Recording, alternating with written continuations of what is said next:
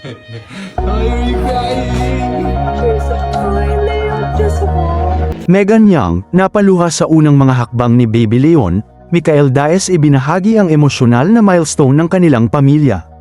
Isang napaka-espesyal at emosyonal na sandali ang ibinahagi ni Mikael Daes sa social media matapos ipakita ang reaksyon ng kanyang asawang si Megan Young nang masaksihan nito ang isa sa pinakamahalagang milestone ng kanilang anak na si Leon, ang unang paglalakad nito ng mag-isa. Sa viral na video, makikitang hindi napigilan ni Megan ang mapaluha habang buong pagmamalaking pinapanood ang kanyang anak na unti-unting humahakbang.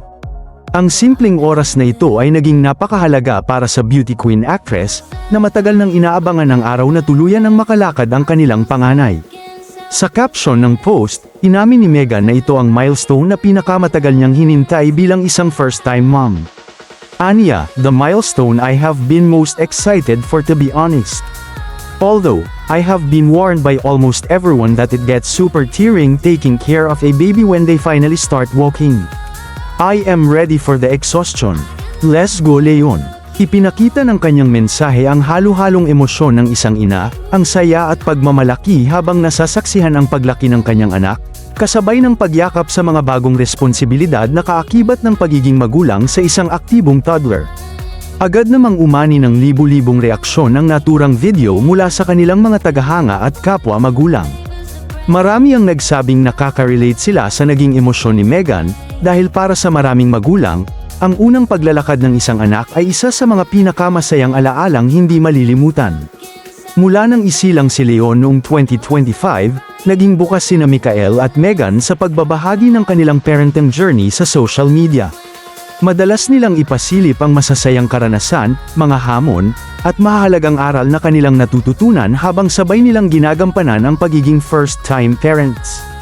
Noong mga nakaraang buwan, ibinahagi rin ni Mikael ang mga pagbabago sa kanyang pananaw matapos maging ama. Inamin niyang hindi madaling gampanan ang bagong responsibilidad at natutuhan niyang tanggapin na hindi niya palaging alam ang tamang sagot sa lahat ng sitwasyon.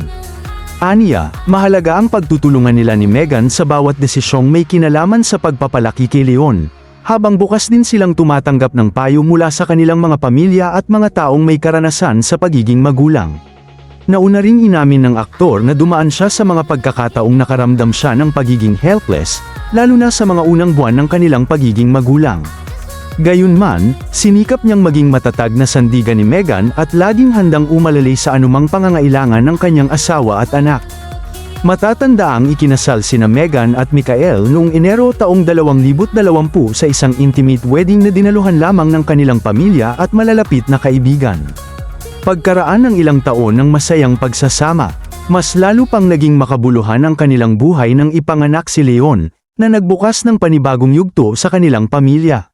Sa pinakahuling milestone na ito, muling pinatunayan ng mag-asawa na ang pinakamaliliit na tagumpay ng isang anak ay nagiging pinakamalalaking tagumpay rin para sa isang magulang. Habang patuloy na lumalaki si Leon at naabot ang iba pang mahahalagang yugto ng kanyang pag-unlad, hindi rin maitago ni Megan at Mikael ang kanilang kasabikan sa mga susunod pang alaalang kanilang mabubuo bilang isang pamilya.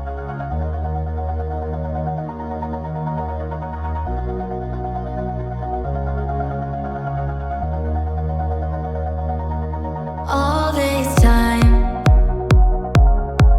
I've been holding on so tight, 'cause all that I do was easy to use. So cold.